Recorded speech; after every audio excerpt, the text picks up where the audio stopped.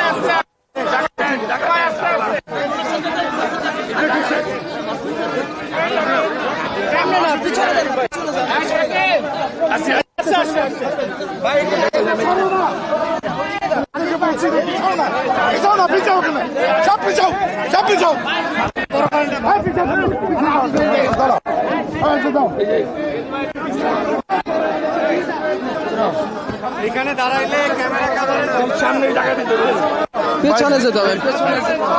যাও যাও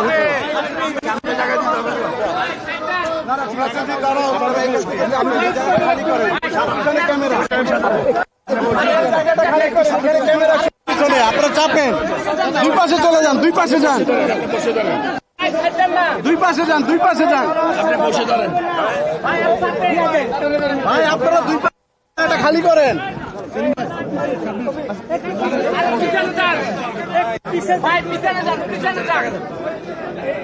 ভাই আপনারা এইদিকে ডানে চাপেন, আপনারা চাপেন।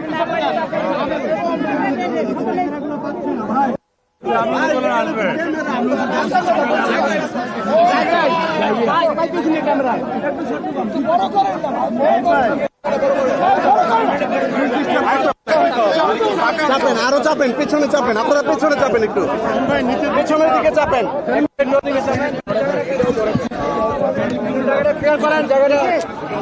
এই জায়গাটা খালি করতে হবে।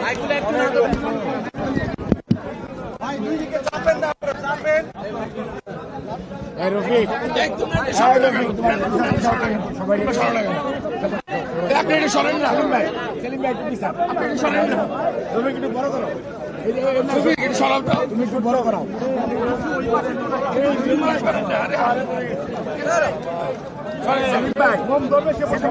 আপনি একটু জায়গা দেন।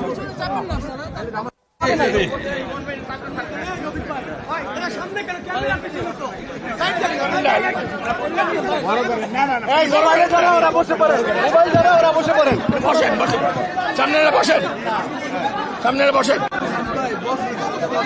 বসেন, বসেন, বসেন, আপনি বসেন, বসেন, আপনি বসেন।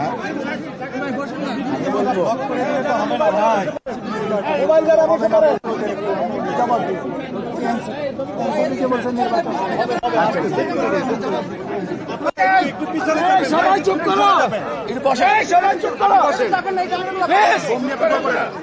সবাই চুপ চুপ চুপ চুপ।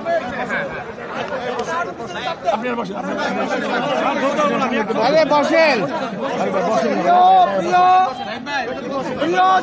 ডক্টরস অ্যাসোসিয়েশন অফ বাংলাদেশ ক্যাবের সদস্যবৃন্দ, প্লিজ প্লিজ, প্রিয় প্রিয় ক্যাবের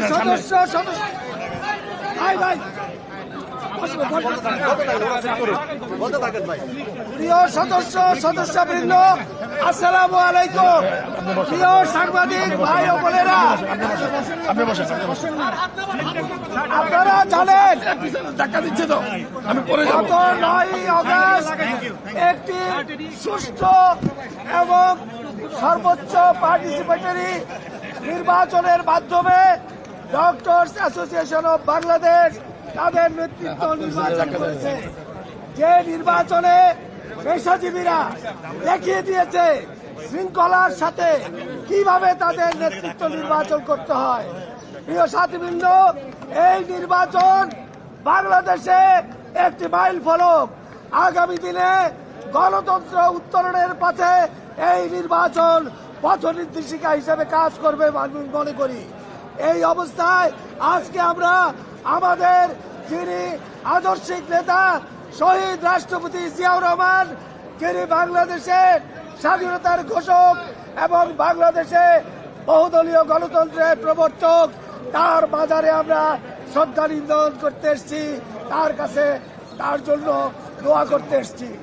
আমরা আজকে এই পর্যায়ে আমাদের সাথে বিএনপির স্থায়ী কমিটির অন্যতম পেশাজীবী নেতৃত্ব স্থায়ী কমিটির অন্যতম সদস্য এজেডএম জাহিদ হোসেন আমাদের সাথে আছেন।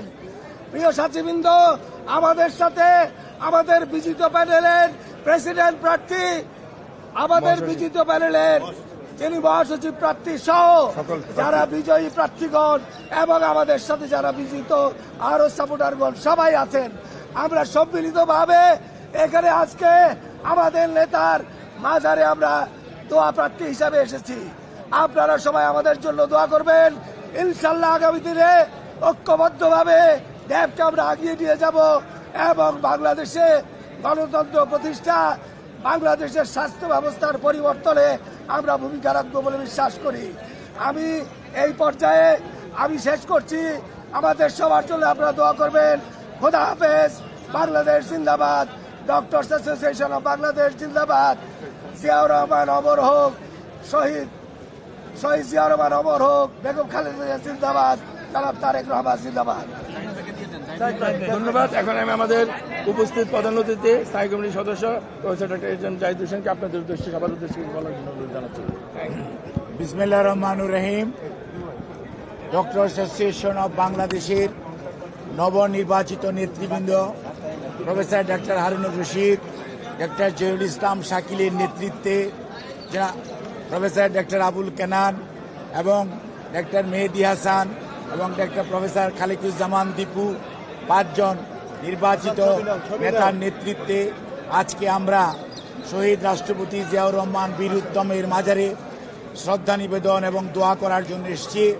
আমাদের সাথে এই 9 তারিখের নির্বাচনে professor A K Azizul Haque, professor Abdul Shakur খানের নেতৃত্বে যে প্যানেল নির্বাচন করেছে এবং গণতন্ত্রের যে সত্যিকার গণতন্ত্রের যে চার্ম, অর্থাৎ এই যে 9 তারিখের নির্বাচন, একটি প্যানেল নির্বাচিত হয়েছে, একটি প্যানেল নির্বাচনের সদস্যরা মনে করেছে তাদেরকে দায়িত্ব এখন না দেওয়ার জন্য তারা বিজিত হয়েছে। কিন্তু আজকে সবাই এখানে একতাবদ্ধভাবে ঐক্যবদ্ধভাবে উপস্থিত হয়েছে। সর্বোপরি ডেবের শুধু নয়, বাংলাদেশ জাতীয়তাবাদী দলের চেয়ারপারসনের অন্যতম উপদেষ্টা, জিয়াউর রহমান ফাউন্ডেশনের নির্বাহী পরিচালক প্রফেসর ডক্টর ফরহাদ আলিম ডোনার সহ ডেবের প্রতিষ্ঠাকালীন অনেক সদস্য এবং আমার সিনিয়র বয়োজ্যেষ্ঠ অনেক নেতা যাদেরকে নিয়ে আমরা দীর্ঘ সময় যাবৎ ডেবের এবং পয়সাজীবী রাজনীতিতে আমরা সক্রিয়, তারা আজকে উপস্থিত হয়েছেন। সেই সাথে প্রধান নির্বাচন কমিশনার জনাব সচিব বর্তমানে সচিব বিজনকান্তি সরকার, উনিও আমাদের মাঝে উপস্থিত হয়েছেন। অর্থাৎ 9 তারিখের বিষয়টি যদি আপনারা দেখেন, বিএনপি সবসময় জনগণের কথা বলে, জনগণের অধিকারের কথা বলে, গণতন্ত্রের কথা বলে। চিকিৎসকরা তাদের সরাসরি ভোটের মাধ্যমে তাদের আগামী দিনে কে নেতৃত্ব দিবে সে দায়িত্ব দিয়েছে ডাক্তার হারুন এবং ডাক্তার শাকিলের নেতৃত্বে, এবং এখন ওনাদের দায়িত্ব হচ্ছে সবাইকে নিয়ে কিভাবে ঐক্যবদ্ধভাবে পেশার জন্য এবং দেশের স্বাস্থ্য ব্যবস্থার জন্য কাজ করা যায় সেই লক্ষ্যে ওনারা ওনাদের পলিসি নির্ধারণ করবে। এবং আমরা দৃঢ় আশাবাদী যে আমাদের এই নির্বাচিত প্যানেল ইনশাল্লাহ স্বৈরাচারের রেখে যাওয়া জঞ্জাল মুক্ত করে বাংলাদেশের মানুষের জন্য একটি আস্থাশীল স্বাস্থ্য ব্যবস্থা গড়ে তোলার জন্য তাদের দায়িত্ব যথাযথভাবে পালন করবে। আর আজকে আমরা অনেক কথা শুনতে পাই, কেউ কেউ বলেন, হুমকি দেন যে আগামী দিনে নির্বাচন হতে দেবেন না। মনে হচ্ছে সেই স্বৈরাচারের যে আচরণ ছিল, স্বৈরাচারের যে কথা ছিল, সেই ধরনের কথার পদধ্বনি আমরা শুনতে পাই। সেজন্যই আজকে আমরা আশঙ্কিত হই অনেক সময় যে নির্বাচন নিয়ে ষড়যন্ত্র হচ্ছে। কেউ কেউ বলার চেষ্টা করেন প্রধান উপদেষ্টা মহোদয় তো প্রধান নির্বাচন কমিশনার ও নির্বাচন কমিশনকে বলে দিয়েছেন ফেব্রুয়ারির মধ্যভাগের মধ্যে নির্বাচন সম্পন্ন করতে। আর যখন আমরা শুনতে পাই সরকারের একটি অংশ এখনো যারা সরকারের সাথে সম্পৃক্ত আছেন, সেই অংশের পক্ষ থেকে কেউ কেউ যখন বলেন নির্বাচন এটা না করলে হতে দিব না, ওটা না করলে হতে দিব না, আবার গণতন্ত্রের কথা বলবেন। এই দেশের মানুষ গণতন্ত্রগামী মানুষ, এই দেশের মানুষ জানতে চায় তার প্রতিনিধি কে, তাদেরকে সরাসরি দেখতে চায়। এই দেশের মানুষ পিআর সিস্টেম কি সেটি কোনোদিন প্র্যাকটিস করেও নাই, সেটি জানেও না। পৃথিবীর অনেক দেশে পিআর আছে, নন পিআর আছে, বাট সবচেয়ে বড় গণতান্ত্রিক দেশ হচ্ছে আপনার ভারত, তারপরে বলেন ইউকে, তারপরে বলেন ইউএসএ। ওখানে কোথায় পিআর পদ্ধতি অনুসৃত হচ্ছে? কোথাও না। কাজেই মনে রাখতে হবে, জনগণ তার প্রতিনিধিকে সরাসরি দেখতে চায়, নির্বাচিত করতে চায়, দায়বদ্ধ করতে চায় এবং তাকে জবাবদিহিতার আওতায় আনতে চায়। কাজেই কোনো অবস্থাতেই যারা পেছনের দরজা দিয়ে ক্ষমতার স্বাদ গ্রহণ করার জন্য চিন্তা ভাবনা করছেন তারাই হয়তো পিআর পদ্ধতির কথা বলে থাকেন, কিন্তু আমরা অত্যন্ত স্পষ্ট ভাষায় বলতে চাই, জনগণের মনের ভাষা বোঝার চেষ্টা করুন।